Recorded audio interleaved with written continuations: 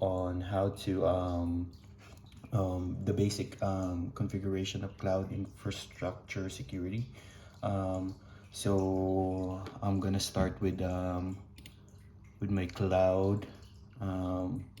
cloud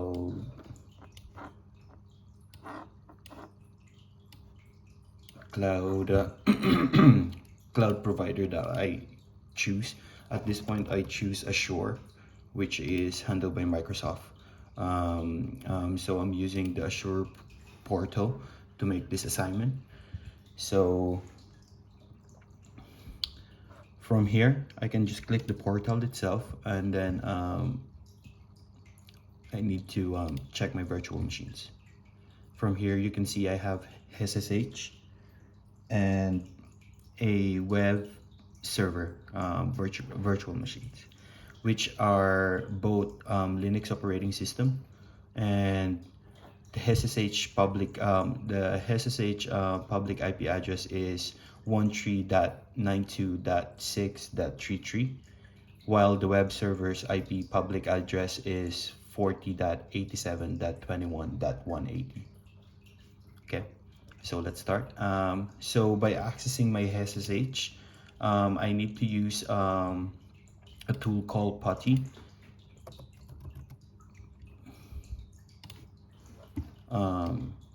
to be able to access the terminal itself. So from here, what I'm gonna do is I'm gonna put in the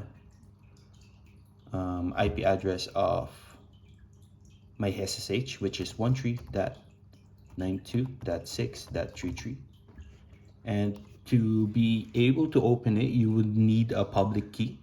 By making this virtual machines, it will actually give you the private key. It will generate the private key itself. So by using the PuTTY gen, I was able to make that private key to a public key, which I can use here for authenticating. So from here, I can click in the authentication and then browse.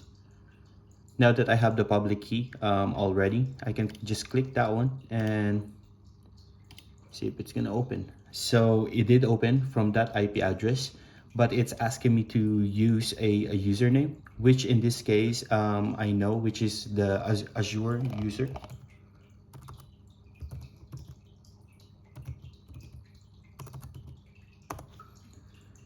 And we were able to go in. And then from here, I was able to check the status of my SSH, if it's up or active.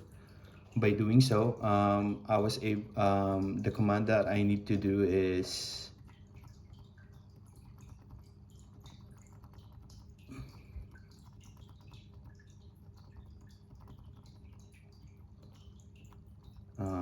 sudo systemctl status SSH. By clicking that, as we can see, we can see it's running. Okay, and then so from here, as I said, that we have a web server already. The web server is accessible by viewing, by just putting the IP address of the web server itself to your web server to URL. And here's my web page, which contains basic configurations. To log in,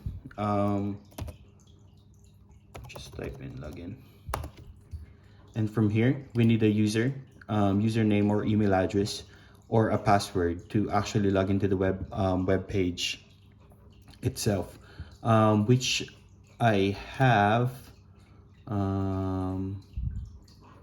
Just 2 seconds there. So if I put the user, I'm able to that's the user, which I got from I was able to get this information from the boot diagnostic from the Azure itself. So by clicking login, I was able to get into the dashboard, and I'm able to edit my website itself. As you can see, I'm logged in, and then I'll show you the boot log, where I actually found the the username, the admin user, and then the password. So from here,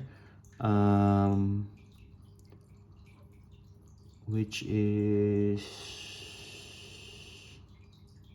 put diagnostic is somewhere here, from here, and then you go here, and then from here I was able to find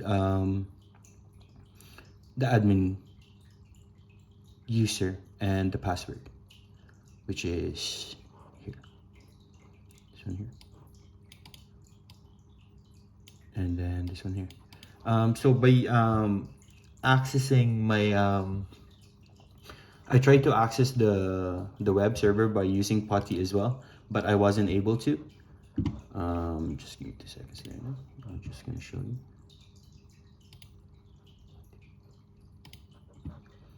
I'm gonna use my IP address from the web server.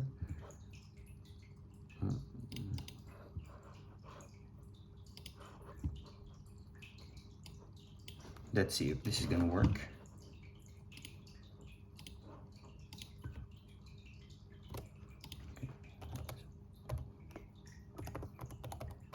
Which is 40.87.21.180.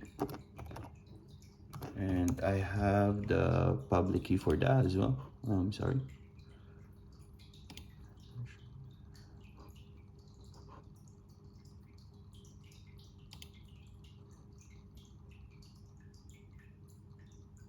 No, I'm sorry.